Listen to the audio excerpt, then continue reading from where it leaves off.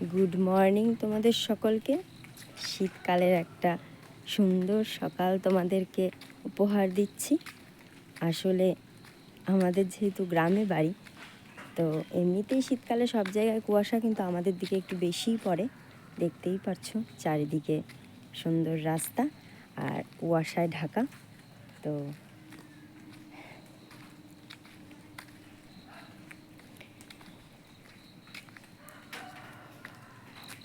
সকালবেলা এসেছি একটু মন্দিরে, আর তোমাদেরকেও একটু মায়ের দর্শন করিয়ে দিই সকালবেলা।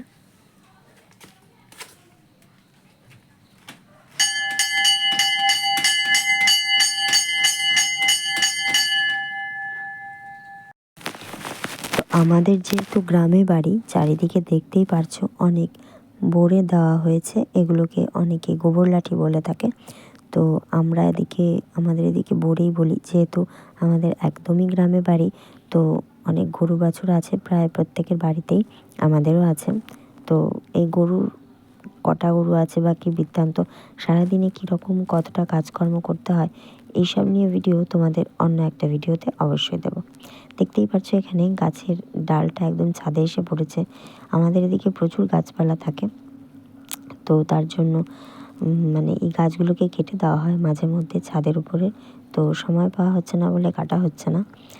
আর এখন বাজে 6:30 মতো, একদমই রোদ্দুর নেই, চারিদিকে একদম ঘন কুয়াশায় ঢেকে গিয়েছে।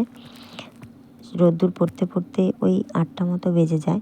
আর যখন রোদ্দুর পড়ে, শীতের যখন প্রথম রোদ্দুরটা গায়ে এসে পড়ে, তখন বেশ সুন্দর লাগে, দারুণ লাগে, তাই না বলো? তো এখন যেহেতু আর মানে 6:30 মতো বাজে, আমি প্রত্যেক দিনই ছাদে আসি। ছাদ থেকে আমাদের চারপাশটা দেখতে খুবই ভালো লাগে। দেখতেই পাচ্ছ আকাশে একদম চারিদিকে ঘন কুয়াশায় ঢেকে গিয়েছে।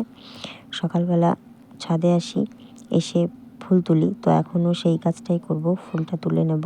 ফুলটা তুলে আমি প্লাস্টিকে ভরে রাখি। যেহেতু আমার পুজো দিতে দিতে বেশ বেলা হয়ে যায়, তো তার জন্য ফুলটা ভরে প্লাস্টিকে ভরে রাখি। তার কারণ প্লাস্টিকের মধ্যে ফুলগুলো রাখলে টাটকা আর সতেজ থাকে।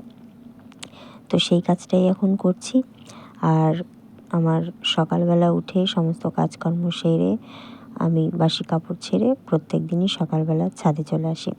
ছাদে এসে আমি ঘর ঝাড় দেওয়া, ছাদটা পরিষ্কার করা, তারপর গোপালের যে সমস্ত জামা কাপড় থাকে সেগুলো ধোয়া, তারপর ঠাকুরের বাসনগুলো নিয়ে নিচে নেমে একবারে চলে যাই। আর যেহেতু আমি মর্নিং ওয়াকে সেরকম একটা যাওয়া হয় না, সকালবেলা আমাদের কাজ থাকে অনেকটাই বেশি। তো তার জন্য সকালবেলা আমি এক ফাঁকে যখন ছাদে আসি, চারিদিকের পরিবেশটা দেখতে আমার খুব ভালো লাগে। অনুভব করি বেশ চারিদিকের প্রকৃতিটা, একটু সময় কাটাই প্রকৃতির সাথে নিজেকে, বেশ আমার পুরো প্রকৃতির সাথে নিজেকে আমার মানাতে আমার খুব ভালো লাগে। কোথায় যেন একটা মিল পায়, প্রকৃতির সাথে নিজের জীবনের কোথাও যেন একটা মিল পায়। তো যাই হোক, আমি গোপালের জামাটা ধুয়ে নিচ্ছি, ধুয়ে মেলে দিলাম। এখানে না পুরো একদম রোদটা এসে পড়ে, আর খুব সুন্দর বেশ জামাগুলো নেড়ে দিলে শুকিয়েও যায় তাড়াতাড়ি। ছাদে বেশিক্ষণ একটা রোদ থাকে না, কিন্তু যেটুকুনি থাকে সেটুকুনিই যথেষ্ট। তো এরপরে আমি ঘর উঠোনটা ঝাড় দিয়ে নেব, ঝাড় দিয়ে তারপরে ঠাকুরের বাসন নিয়ে একবারে নিচে চলে যাব। তারপরে আমার নিচের যে সমস্ত কাজকর্ম আছে সেগুলো সেরে নেব। আর এখন যেহেতু দেখো অবস্থা আমার, সকালবেলা ঘুম থেকে উঠে আমি সমস্ত কাজকর্মে ব্যস্ত হয়ে পড়ি, তাই জন্য মাথাটা আঁচড়ানোর আর সময় পাইনি। নিচে যাব, নিচে গিয়ে তারপরে মাথা আঁচড়িয়ে সিঁদুরটা পরবো। তো দেখো মেয়ে এদিকে চলে এসেছে ঘুম থেকে উঠে, ও সোয়েটার খুঁজে পায়নি বলে সোজা ছাদে চলে এসেছে। আর এদিকে খুব ঠান্ডাও পড়েছে, আমি বলছি আয় তোকে আমি চাদরের মধ্যে জড়িয়ে নিই। জড়িয়েও নিয়েছি, আর ও বলছে নিচে যাব, সোয়েটার পরবো। তো আমি চাদরটা ভালো করে পেঁচিয়ে দিয়ে আমি বললাম তুই নিচে যা, আমি যাচ্ছি, সোয়েটার পরিয়ে দেবো। এরকম করে ছোটোবেলায় মাও আমাদেরকে করিয়ে দিত। আর এই দেখো আমার ঠাকুর একদম গোপাল, ছোট্ট ছোট্ট গোপাল আর মা লক্ষ্মী ঠাকুরের আসনে। এখনও যেহেতু খুব একটা রোদ পড়েনি, তাই ভালো করে বোঝা যাচ্ছে না আমার ছোট্ট ঠাকুর। আর আমার কদিন ধরেই না খুব একটা মানে শরীরটা ভালো নয়, গ্যাস হচ্ছে। তো নিচে নেমে এসে আগে ট্যাবলেটটা খেয়ে নিলাম, গ্যাসের ট্যাবলেট। খালি পেটে না খেলে কাজ হবে না। আর ওষুধটা খেতে খেতেই সব পড়তে চলে এসেছে।